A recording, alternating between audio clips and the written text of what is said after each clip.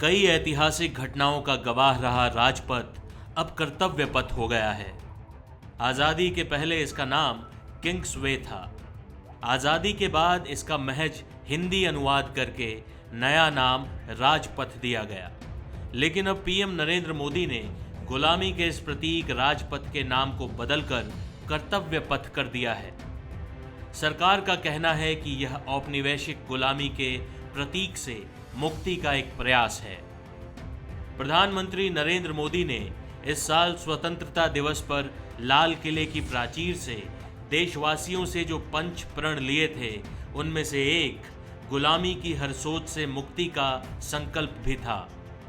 राजपथ को कर्तव्य पथ करना इसी प्रण को पूरा करने की एक कोशिश है।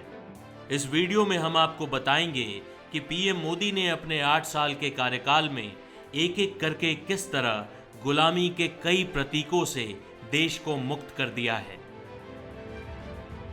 रेस कोर्स रोड का नाम बदलकर लोक कल्याण मार्ग हो गया।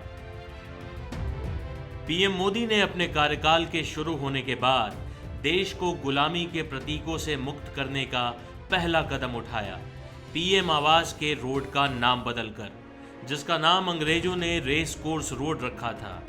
अब तक पीएम आवास की तरफ जाने वाली सड़क को रेस कोर्स रोड कहा जाता था।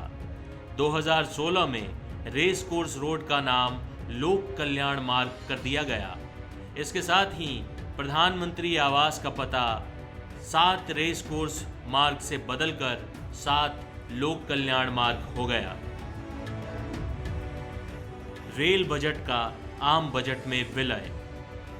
92 साल पुरानी परंपरा को तोड़ते हुए पीएम मोदी ने 2017 में रेल बजट का आम बजट में विलय कर दिया। साथ ही बजट पेश करने की तारीख में भी बदलाव किया गया।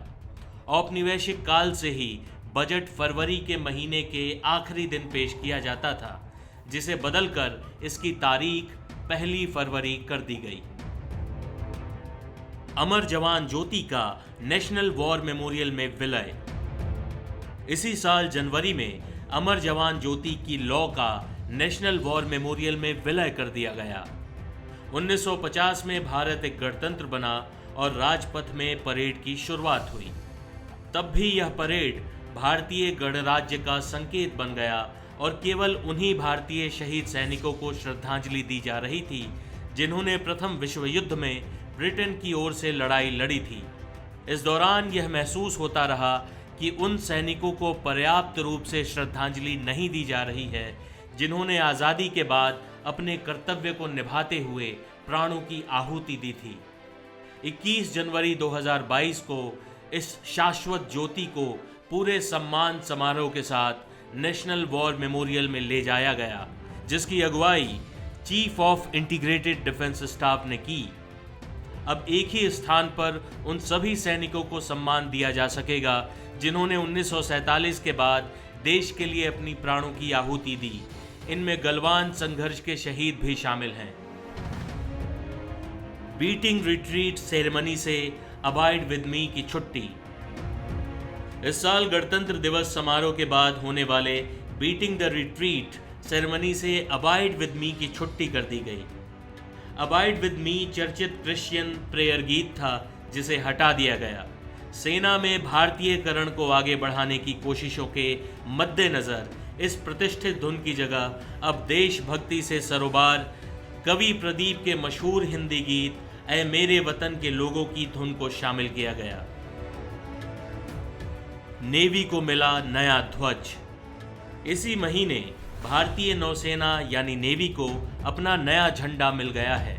2 सितंबर को प्रधानमंत्री नरेंद्र मोदी ने विमान वाहक INS विक्रांत को सौंपते हुए इंडियन नेवी के ध्वज से गुलामी के प्रतीक को हटा दिया। दरअसल नेवी के ध्वज में औपनिवेशिक अतीत की छाप थी और उसमें लाल रंग का सेंट जॉर्ज क्रॉस था। नेवी के नए ध्वज में छत्रपति शिवाजी महाराज की शाही मुहर से प्रेरित चिन्ह लगाया गया है। ऊपर बाईं ओर तिरंगा बना है। दाहिनी ओर नीले रंग की पृष्ठभूमि वाले एक अष्टकोण में सुनहरे रंग का राष्ट्रीय प्रतीक अशोक चिन्ह बना है। टाइम्स नाउ नव भारत डिजिटल की रिपोर्ट।